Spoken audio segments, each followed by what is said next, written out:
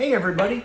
So listen, it seems like several of y'all are having problems with the adjustable rate mortgage, and in particular with managing, projecting in the future what an interest rate might be, or going through that scenario of understanding how caps work. So first of all, let's start here with a scenario. So we have a 5-1 arm. So a 5-1 arm would be fixed for 5 years, and after the 5th year, it adjusts each year on a 1-year mark. Okay? An adjustable rate mortgage is made up of an index and a margin. So the index is something that is variable.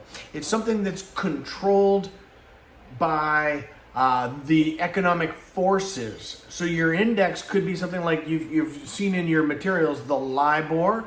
The LIBOR is the London Interbank Offered Rate. And all that means is it's the overnight rate that banks lend money to each other, because banks have a reserve requirement. They have to have X number of dollars in the bank per dollars that they have in their registered deposits. So if they don't meet that threshold, they actually borrow money back and forth to cover those those requirements. The rate, the overnight rate, is the London Interbank Offered Rate.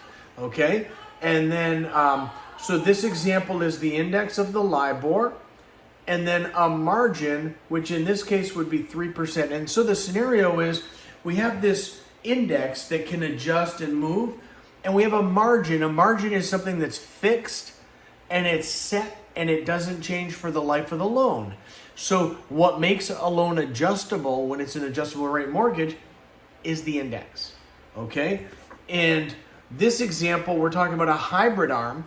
So there's true adjustable rate mortgages that adjust every 6 months or adjust every 12 months, 6-month arm, 12-month arm. Those arms adjust every period, and that's called the adjustment period. So if it was a 6-month arm, their adjustment period is every 6 months. As the index moves, the rate moves up and down. Okay? On a hybrid arm, it's fixed for a period of time. And after that, in this case, 5 years passes, it adjusts every 1 year. Now, if you can imagine talking to a client and saying, listen, I've got this loan, it's fixed for 5 years. The interest rate is 2% lower than a 30-year fixed. But after that 5 years, the rate can adjust. First thing in their head is, well, shoot, how much can it adjust? Can it just go up, and infinitely? And of course, people are going to worry about that, right? It's normal. So that's where these guys over here come in. And these are called caps. You have an initial cap, you have a periodic cap, and you have a lifetime cap. So in this case, the initial cap means at the end of that 5 years, the loan can move no more than 2% on its initial adjustment. That 2% is the cap. And it could go up or down within that 2% window. After that, each year or each period, the periodic cap is 1%, and it can move a 1% each period, each 6 months or each 12 months, up until it hits the lifetime cap. It can never go above or below its lifetime cap. Okay? So starting rate or note rate of 6.5 could never be more than 12.5 on this particular scenario. So hopefully that helps a little bit with the vocabulary.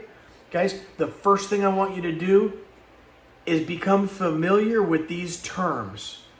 So you've got a hybrid arm in this scenario.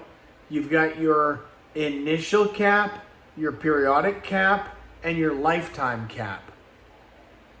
You've got a note rate here. Over the life of the loan, the note rate can never go higher than this plus that. Okay, so in year 6, the beginning of year 6, which is after this fixed period has ended, this can adjust a maximum of 2. So at the end of year 5, beginning of year 6, it could be 8.2%. And each adjustment period, it could move 1% over the life of the loan, never more than 6% over the life of the loan. Okay, so we're going to conclude this module, this section right now with that. And I've got some other videos I'm going to be putting together to talk about scenarios for calculating the adjustments in an interest rate. Okay, peace. Have a great day.